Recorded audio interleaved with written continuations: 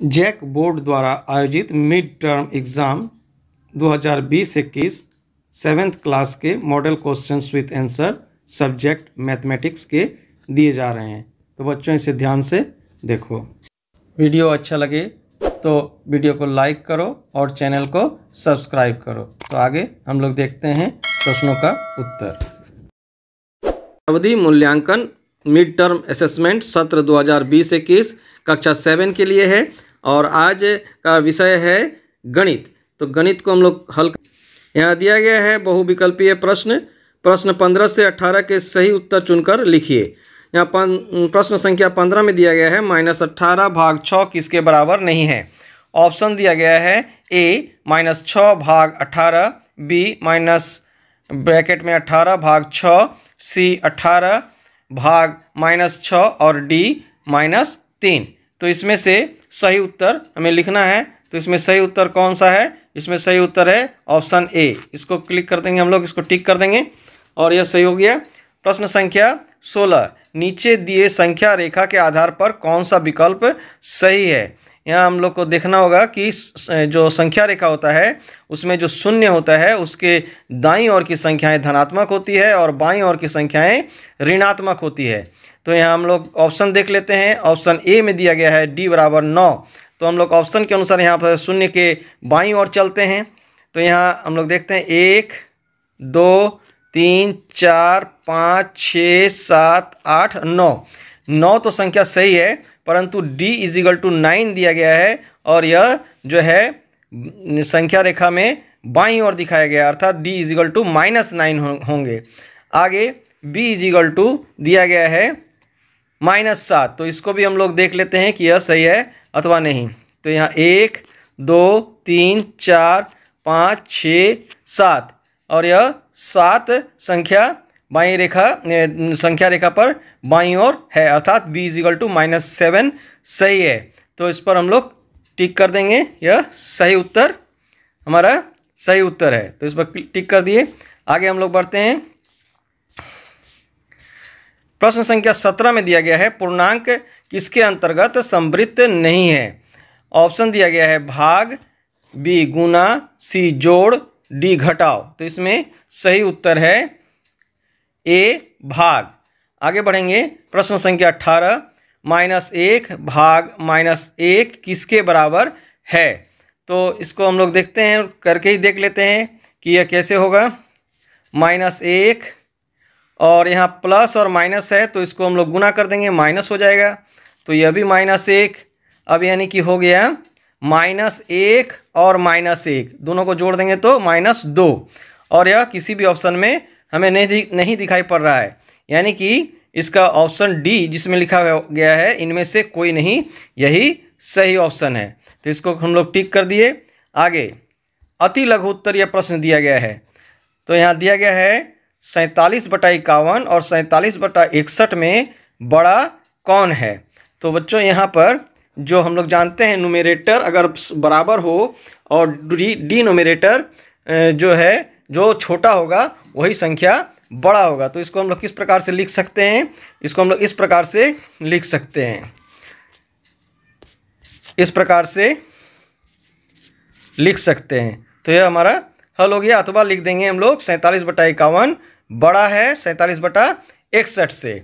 आगे प्रश्न है -6 ब्रैकेट है +4 माइनस ब्रैकेट -3 का मान ज्ञात कीजिए। तो हम लोग इसको ज्ञात करते हैं।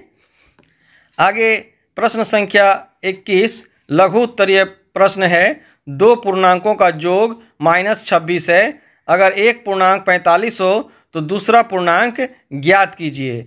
तो इसको हम लोग देखेंगे कि कैसे हम लोग कर सकते। तो यहाँ हम लोग देखते हैं, माना कि दूसरा पूर्णांक x है। तो प्रश्न अनुसार क्या होगा, पहला पूर्णांक और दूसरा पूर्णांक का जोड़ बराबर -26। यहाँ लिख दिए 45 + x = -26। आगे हम लोग क्या कर सकते हैं, 45 जो है उसको हम लोग दाईं तरफ ले जाएंगे तो यह प्लस का चिन्ह है यहाँ, तो ये इधर आ जाएगा तो यह माइनस हो जाएगा, यानी कि x = -26 - 45। अब जो है यहाँ दोनों ही माइनस है, इसलिए इन दोनों को जोड़ देंगे तो क्या हो जाएगा, x इजिकल टू -71। तो इस प्रकार से हम लोग इसका उत्तर लिख सकते हैं, अतः दूसरा पूर्णांक बराबर -71। आगे हम लोग देखेंगे, नीचे 22 नंबर प्रश्न है, नीचे दिए चित्रात्मक भिन्न की व्याख्या के लिए अंकों के रूप में भिन्न लिखिए। तो यहाँ पर जो प्रश्न दिया गया है, यह प्रश्न में कुछ गलती है, क्योंकि यहाँ पर किसी भी प्रकार के चिन्ह का प्रयोग नहीं किया गया है। तो अगर बच्चों इसे आप कर सकते हैं तो कर लें, अन्यथा इसमें 2 नंबर है, इसको छोड़ भी देंगे तो हैं, या अध्यापक के द्वारा इस प्रश्न को बदल दिया जाए। तो आगे प्रश्न संख्या 23 है, हल कीजिए। दीर्घ उत्तरीय प्रश्न है, 2.1/5 प्लस 1/11 ऑब्लिक 2.1/5 भाग 1/11। इसमें 5 अंक है, इसको अच्छी तरह से करना होगा। तो यहाँ पर प्रश्न को लिखा गया है। तो आगे हम लोग देखते हैं कि इसको किस प्रकार से किया जा सकता है। तो हम लोग देखें कि यहाँ पर जो यह 2.1/5 है, इसको हम लोग तोड़ देंगे तो हो जाएगा 5 दूनी 10 और 11/5। तो 11/5 और इसको भी 11, यह भी जो है 11/5 हो जाएगा। तो इसको हम लोग नीचे लिखेंगे, नीचे लाइन में। तो नीचे लाइन में लिखते हैं 11/5 जोड़ 1/11 और 11/5 भाग 1/11। आगे नीचे लिखेंगे, आगे जो है हम लोग इस दोनों का एलसीएम करेंगे, ये 2 संख्या का। तो 5 और 11 का जो है हम लोग एलसीएम निकालेंगे तो 55 होगा। तो आगे इस प्रकार से करेंगे, इस लाइन में 11/5 जोड़ 1/11 और नीचे के संख्या को भाग जो था, यहाँ पर भाग जो दिया गया था, इसको हम गुना में बदल देंगे। तो यह संख्या 1/11 से उलटकर 11/1 हो जाएगा। तो इसको किया गया है 11/1 कर दिया गया है 11/1। इस प्रकार से आगे बढ़ेंगे हम लोग। अब 11 और 5 का एलसीएम करके 55 हो गया, और इस प्रकार से इसको सॉल्व करते हैं। यहाँ हो गया 55 को 5 से भाग करेंगे 11, तो 11 और 11 गुना करेंगे तो 121 हो गया। पुनः 55 को 11 से भाग करेंगे तो 5 हो गया, 5 को 1 से गुना करेंगे तो 5 ही हो गया। और नीचे संख्या दिया गया है, इसमें 11 और 11 को गुना कर देंगे तो 121 हो जाएगा, और नीचे 5 और 1 को गुना करेंगे तो 5 हो जाएगा। तो इस प्रकार से 121/5 हो गया। आगे देखेंगे क्या करना है। आगे 121 और 5 इसको जोड़ देंगे तो 126 हो गया, और नीचे 55 है। अब नीचे इसको उलट देंगे संख्या को, तो क्या हो जाएगा, इस प्रकार से हम लोग इसको पहले लिख लिए 121/5। अब इसको संख्या को उलट दिए तो गुना 5 ऊपर चला गया और 121 नीचे चला आया। तो यहाँ जो है 5 को काट दिया गया है, 55 को काट के यहाँ 11 कर दिया गया है। तो इस प्रकार से ऊपर क्या बचा, 126 यहाँ लिख दिया गया है।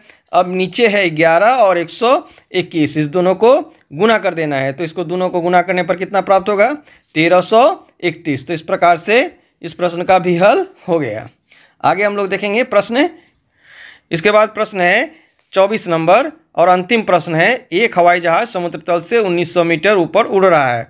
ठीक इसी समय एक पनडुब्बी समुद्र तल से 600 मीटर नीचे स्थित है। हवाई जहाज और पनडुब्बी के बीच का अंतर ज्ञात कीजिए। तो हम लोग देखते हैं इसको कैसे हल।